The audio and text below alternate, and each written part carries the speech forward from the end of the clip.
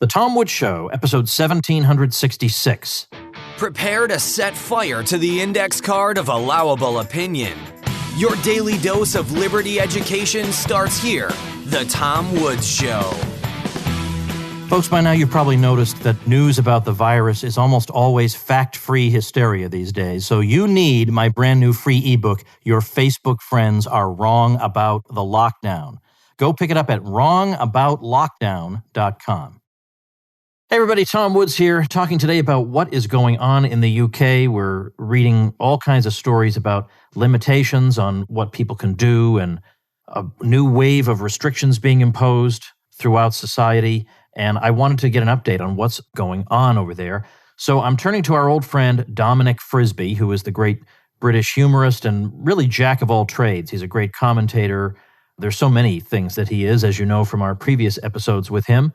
And I just wanted to talk to him about what's happening over there and his thoughts. So, Dom, welcome back. Thank you very much, Tom. Always a pleasure talking to you. You know, I feel like, when you're at a funeral and you say, I'm sorry we have to meet under these circumstances, I feel like it's the same kind of situation. And in a way, I have the same kind of grief that I have at a funeral, to be perfectly honest with you. Yeah, I mean, I don't want to sound too morbid, but I actually quite enjoy funerals. They're times of contemplation and insight. Well, then the lockdowns must be right up your alley, because it seems like England is being killed. Honestly, it's just awful, awful. Well, I'm a bit more ambivalent about COVID than I am about other libertarian or freedom issues, because I'm not a scientist. And the problem is that the science of COVID has become so politicized. So there are some, they tend to be the scientists that work for the government that are making all these projections about death rates and infection rates and so on. And then you'll read another scientist who's on the other side of the argument. There's a guy called Yeadon who's done some podcasts in the UK who has been a colleague of Sir Patrick Vallance, who's the government's top scientist, and basically says, there's no such thing as a second wave. You can't have a second wave with this type of virus.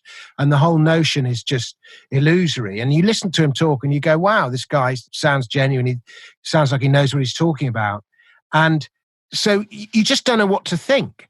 But in terms of, and then you look at somewhere like Argentina, which had a very strict lockdown, but you go to countries like Argentina and the law, it is just a sort of guide.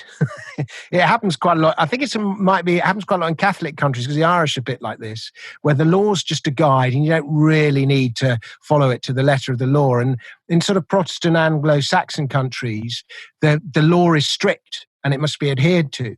And so Argentina, even though officially it had a lockdown, nobody obeyed it, and it's got tremendously high rates, whereas Sweden, the whole thing was voluntary, but a lot of people locked down anyway of their own volition, and they've dealt with the virus much better. So you just really don't know what to do or what to think. But my son's at university, for example. He's just gone to university, Bristol, one of the best universities in the UK, and he's paying an absolute fortune to go, and yet he's doing his entire He's gone into his halls of residence, but he's doing his entire course from his halls of residence on the internet. And you kind of go, well, he may as well have gone to the Open University or the Khan Academy and saved a fortune. Everyone in his flats had COVID, so they've all been locked down. Hardly anyone's shown any symptoms. The testing is farcical. It's showing people as positive who aren't, not even asymptomatic. They're actually don't have symptoms. And so this sort of central planning that goes on is a total mess. And now, like London, where I live, we're on tier 2. The government's brought in all these different tiers, these risk tiers. France has just gone into 4 weeks of lockdown, I don't know how many miles away, 70, 80 miles away on the other side of the channel. The north of England's parts of that have gone into lockdown. Ireland's gone into lockdown. It's barely had any. I think it had like 2 deaths a day over the last 2 weeks, and Ireland's gone into full lockdown. So it's just insane. And I think what it is, Tom, is when you start saying it's a conspiracy, you sound like a bit of a nutter.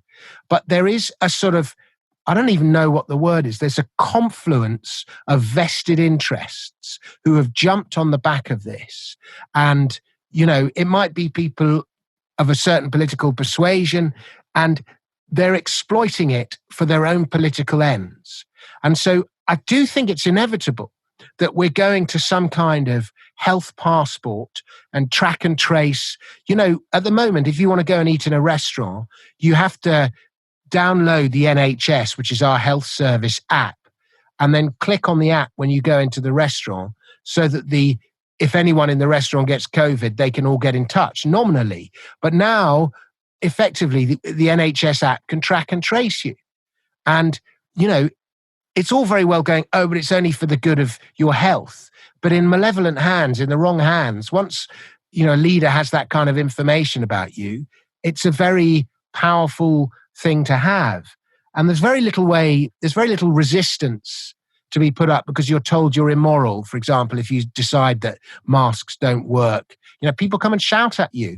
And it's really given rise to this sort of busybodies. Like we're under this sort of, it's given rise to the busybody, if you know what I mean. And so it's a basket case. Nobody knows what they're doing. And it has completely reinforced my belief that government is inherently incompetent. So even if there are competent people in government, the way government works is inherently incompetent. And there's 65 million people in the UK. The aggregation of 65 million individual decisions would result in a much better outcome than this sort of centrally imposed stuff, which is a lot of the time based on false data. So that's my little rant over with. No, I agree with it, and I want to talk about some things that are specific to where you are. But let me just read you something that I sent out as part of my email newsletter the other day. This was something that was sent to me, and then I sent it out to my subscribers. The person writes, attached is a local story of a recent outbreak at a hospital. This is the premier hospital in the Northwest. It is the level 1 trauma center and burn center for a 4-state area. The outbreak occurred in a surgical unit, and 40 staffers and 4 patients have tested positive. Sadly, one of the patients died. You'll notice this line from the article, quote, this virus spreads among patients and staff because of gaps in adherence to the precautions we know are very effective, unquote. And then he continues, Seattle is the most masked city I've been in. I drove up from Arizona in August through Utah, Idaho, Montana, and Washington, and the surgery unit is the most adherent to masking in the hospital even before COVID, and not just masks, but clean scrubs, shoe covers, hair covers, eye protection, etc., and it's well ventilated. It's the cleanest place in the hospital. So if a staff trained in how to keep their environment clean or even sterile, with all of the PPE that Fauci could dream of, in the most masked unit in a hospital in the most masked city, can't prevent the spread of the virus, what hope is there for the rest of society? So regardless of, I understand your point about the science and we're not experts and so on and on, but that kind of thing, it's analogous to the war on drugs in the United States. We have drugs all over our prisons. You can't keep the drugs out of prisons. You're not going to be able to keep them out of the local neighborhood. So we have to, at some point, face this, that what exactly are we looking to accomplish simply by, I know we want to hector people because if only they did X or Y, the thing would go away. Look, what I know is that Sweden's not wearing masks. I know that. I mean, maybe 5 to 10% of them. And I know that for a fact. And they have been down to numbers that most countries would kill to have for months at this point. So I don't know how to account for that, but I do know that that's going on. What are we looking to accomplish by staying in the house? What is the point of the lockdowns? Eventually, we come out and we've tricked the virus into going to some other planet. Like, I genuinely, at first we have to stay in the house because maybe that'll slow the spread so the hospitals won't be overwhelmed. But your NHS admits they were never overwhelmed. Yeah. And this so-called second wave, if it is a second wave, there are a lot of cases, but far, far fewer deaths per that number than you guys were having before. What are they telling you the goal is or the end point? Well, they're not. And that's one of the problems. They keep shifting the goalposts. And for sure, there are so many people who, as a result of NHS measures, haven't had proper treatment for their other illnesses that they have. There's this expression going around, protect the NHS. But I thought the NHS was there to protect you. And, there's loads of examples of people, for example, with cancer, who haven't had proper cancer treatment and as a result have died. My daughter just had her tonsils out, and the ridiculous rigmarole I had to sort of like over 6 months build up a rapport with the nurse who did the bookings, with the booking secretary, in order to sort of weasel our way in to get an operation on her tonsils, which should have just been an in and out job. And so, I mean, and that's a trivial example, but it's quite interesting if you go back and listen to the arguments about masks before masks became mandatory. And a lot of the people say this virus is so infectious and so small that masks don't make any difference. And I think what it is masks, it's almost like a guilt thing.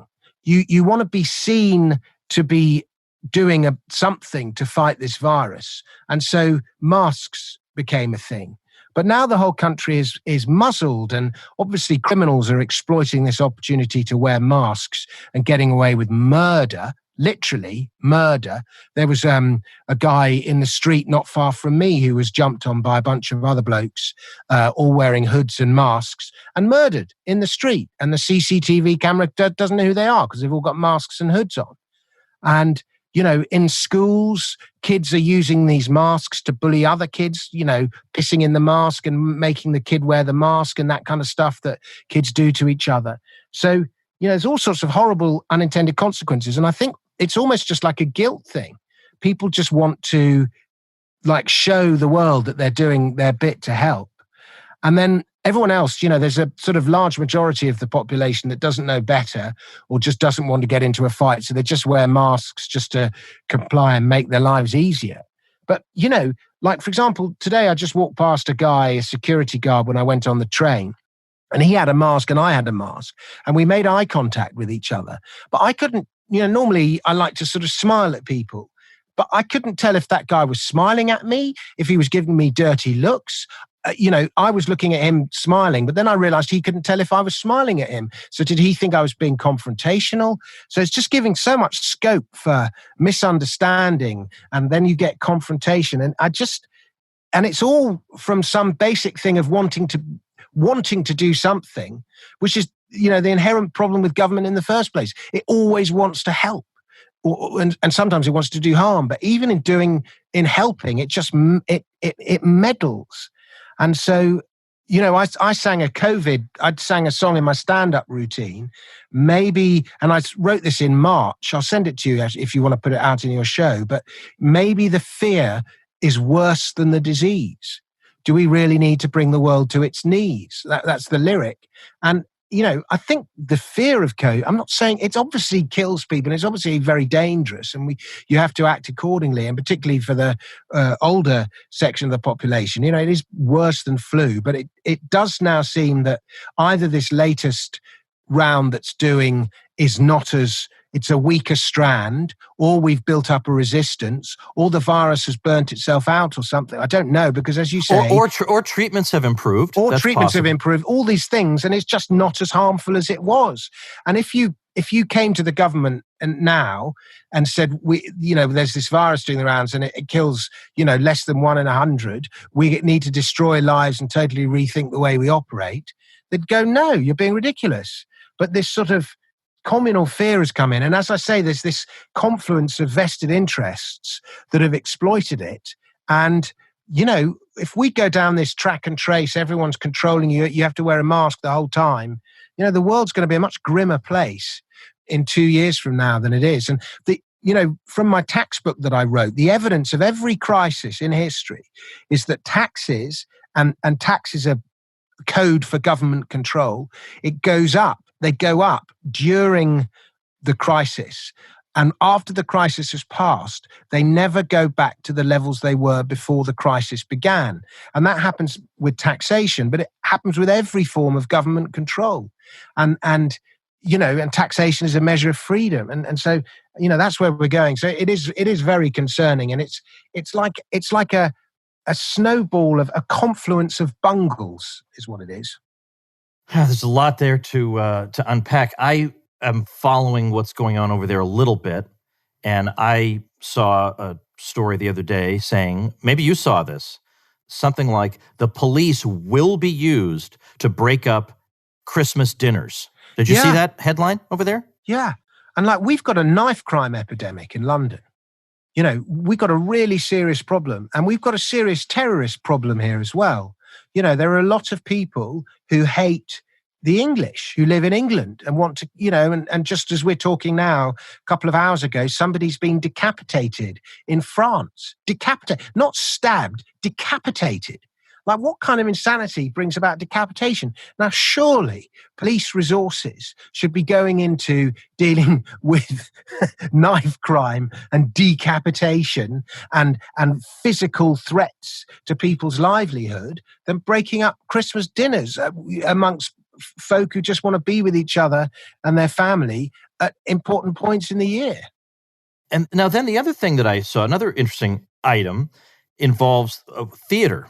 You and I are very interested in theater. Yeah. And I saw that Mischief Theater is bringing The Play That Goes Wrong back in a socially distanced setting. And they say it's not clear that we can make any money on this, but we can employ 60 people who have been desperate for months. Now, I don't know if that's going to be successful or not, and I'm sure a lot of people are panicked over there.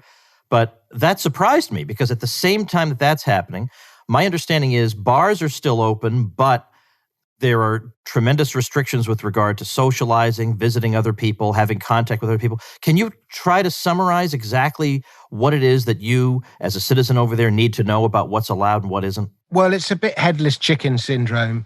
But, you go into there's some bars and so on that took it very seriously, and others that were just like, oh, this is ridiculous.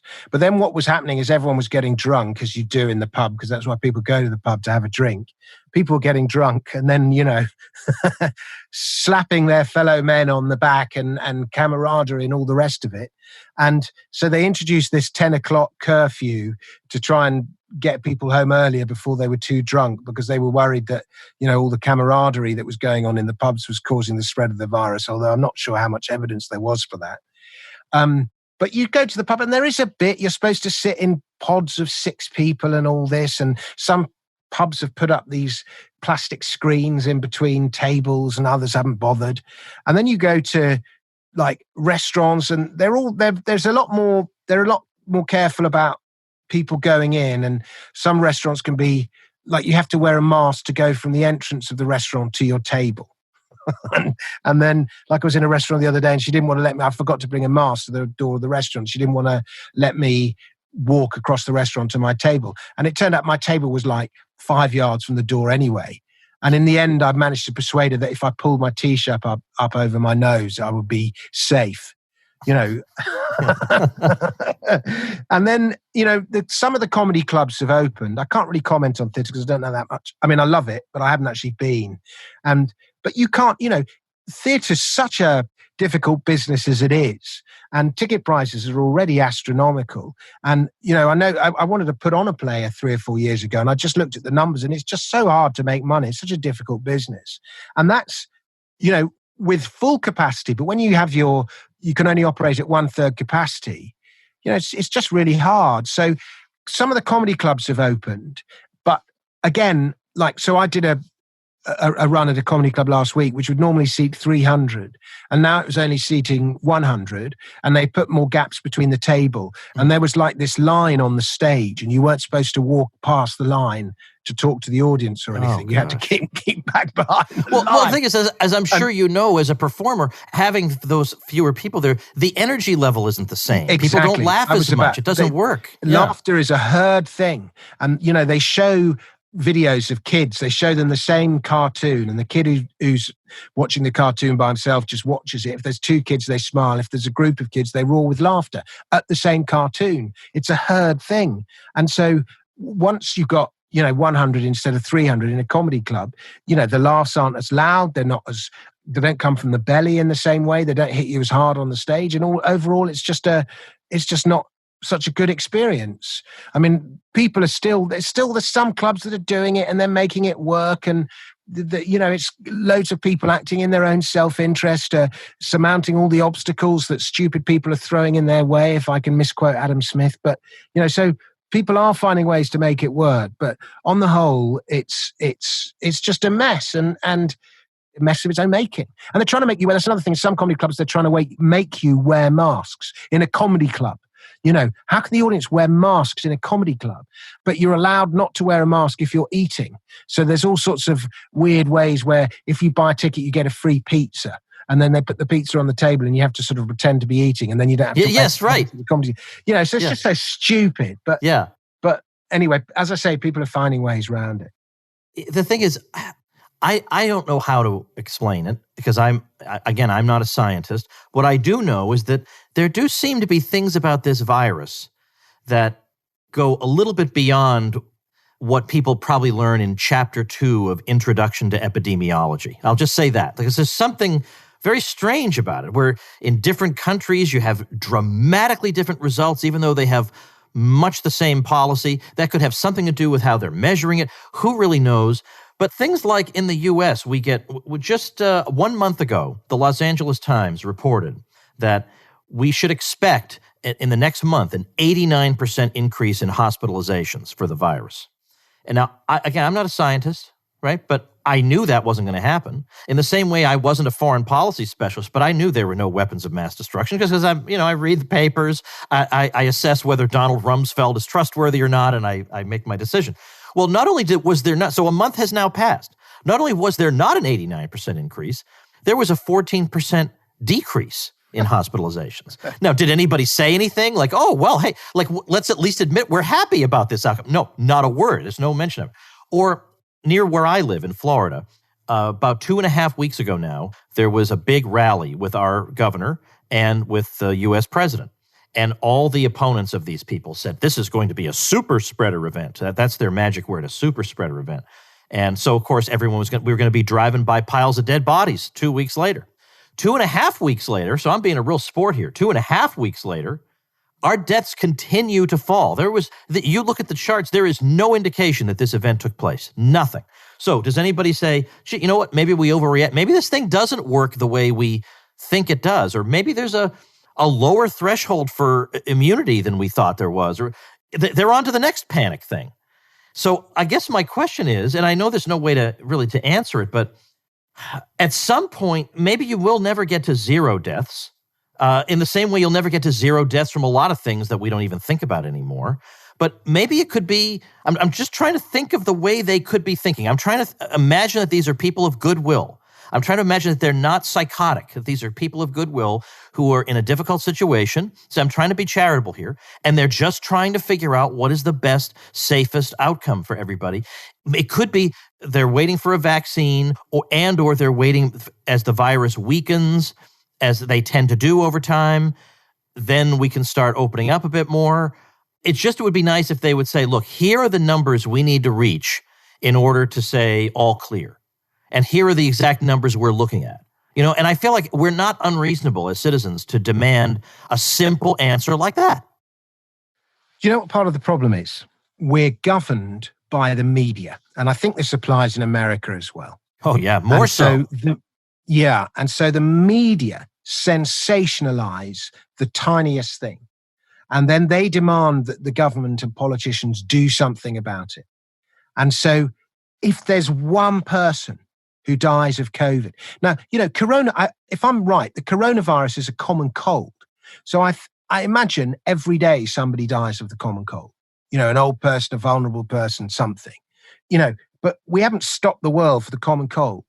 So until the end of time, every day, if you look hard enough, you will be able to find somebody who has died of coronavirus. Okay. And if the media now are determined to sensationalize that and get everyone's knickers in a twist and all in about it, we are going into a world in which this will never end. And, I just think this government's hubristic. They think they can change the climate of the world. And they think they can eradicate it so that nobody, and there are left-wing people claiming, one death is one death too many, and we must not stop until coronavirus is eradicated forever. Well, that's just not possible. If you follow that logic, you have to ban driving, you have to ban flying, you have to ban crossing the road, you have to ban, the most trivial issue. You have to ban swimming isn't swimming in swimming pools the second biggest killer in America or something, drowning in swimming pools? So we have to ban swimming pools. Do you know what I mean? It's just stupid. But there are people who think like that. And our politicians are so weak and so terrified of the media that they pander. And I mean, you're lucky in Donald Trump, you've got a guy who either is so confident or so insane or whatever it is that that stuff just seems to brush off him. But that just makes him even more despised. But over here, our politicians don't have the same mettle, and they just pander the whole time, and it's pathetic. But while they do, it will be, a mediocrity. Oh, yeah, I have no doubt about that. And that makes me want to ask, and before I ask it, I'm just going to say a quick thing because I do want to wrap up. I don't want to take too much of your time. But there is a website I just found called thepriceofpanic.com. There's a book called The Price of Panic, just came out about the virus, but it's not related to that.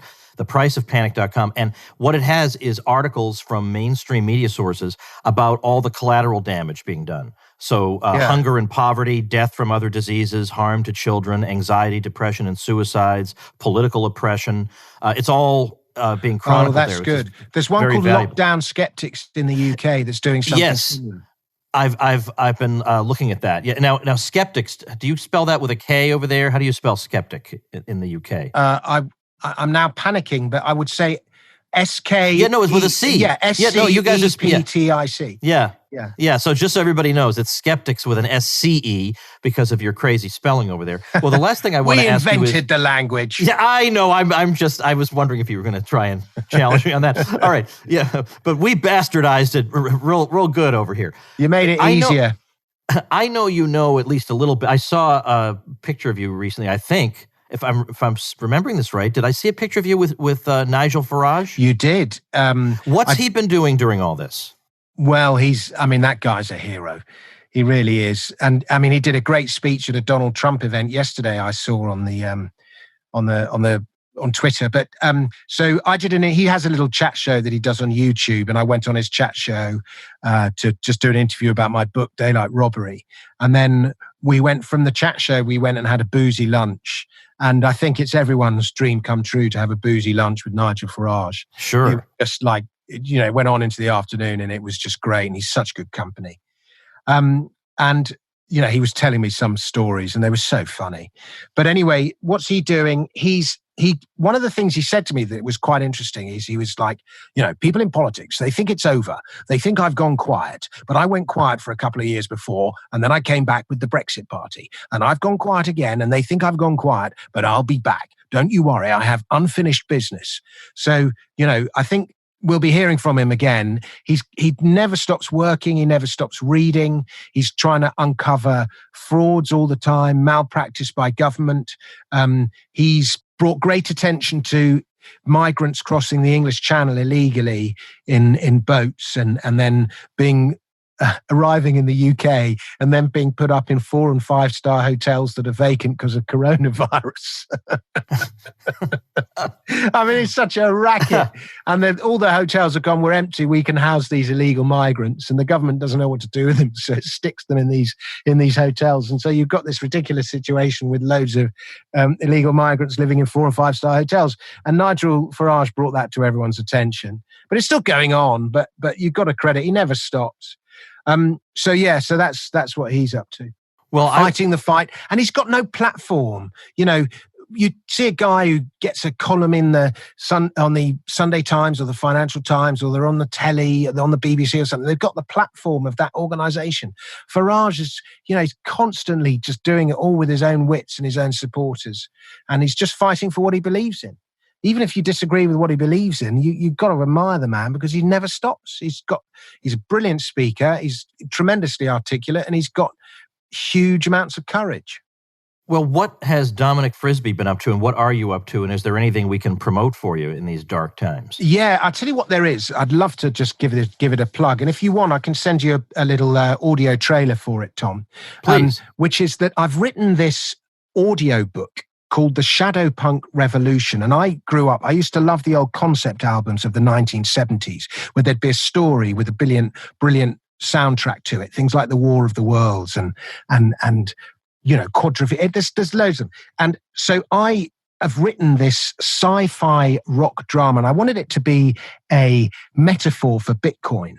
But instead of making it about Bitcoin, we decided that these techno activists have invented these coats, invisibility coats that protect you from surveillance, against state and corporate surveillance. And so what's happened is these coats are being misused. Some people are using it simply as defense, but other people are using these coats to commit crimes. And then there's a police officer. It's set 10 years in the future. And there's a police officer who goes on this mission to find out who invented these coats and what they're all for.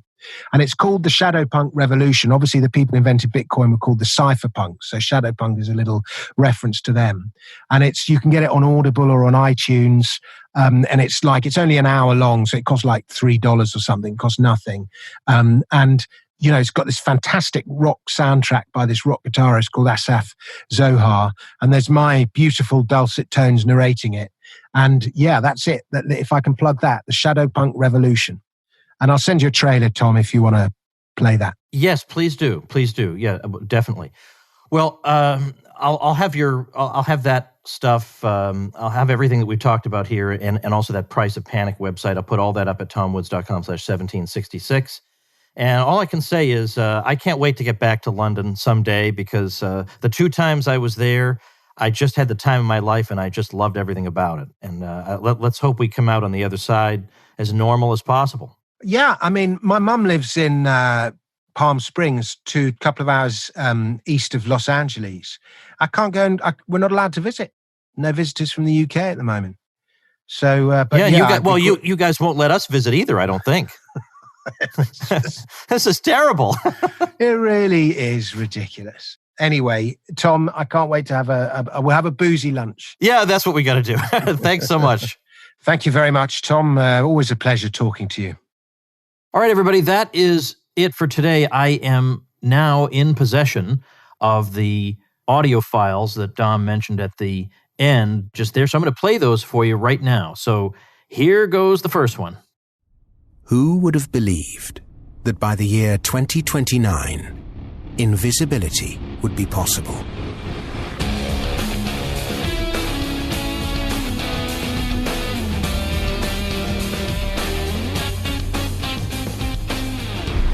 The Shadowpunk Revolution, a sci-fi rock drama about invisibility, out now on Audible and iTunes. All right, and now here is Dom Frisby again. Enjoy. Andy, who runs the night, just said, would you do the same song that you did just before the lockdown happened? Because it was so prophetic. They said it's a coronavirus called COVID-19, a deadly global pandemic without a known vaccine. Dramatic action is required, no matter what the cost, or millions will lose their lives and trillions be lost. Another Spanish flu, a plague in all but name. All the same, maybe the fear is worse than the disease. Do we really need to bring the world to its knees? Death does not await, mortality rates are less than 3 in 100. Far greater harm comes from the alarm and from all the blunders. Life must go on, just let it, if you please. It's like Billy Bragg for libertarians.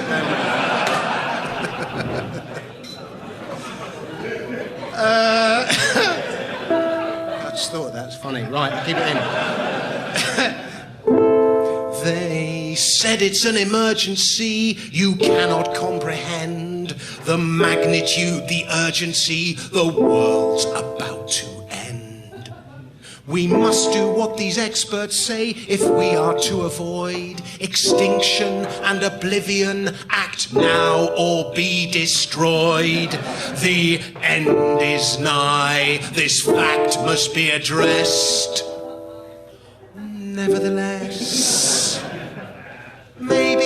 climate change is just a scam. A racket to exploit the common man. To get subsidies, grants and aid advanced, they say there's no solution. Really the goal is social control and to sell absolution. Maybe climate change is just a scam. All right, folks, that's it for today. I will post links to these Dom Frisbee things at tomwoods.com/1766. So go check that out. Make sure you join the Supporting Listeners program because it is where the cream of the crop are to be found.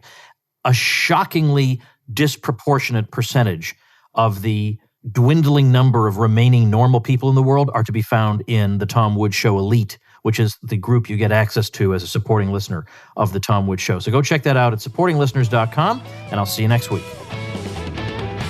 Become a smarter libertarian in just 30 minutes a day. Visit tomwoods.com to subscribe to the show for free, and we'll see you next time. Like the sound of The Tom Woods Show? My audio production is provided by Podsworth Media. Check them out at podsworth.com.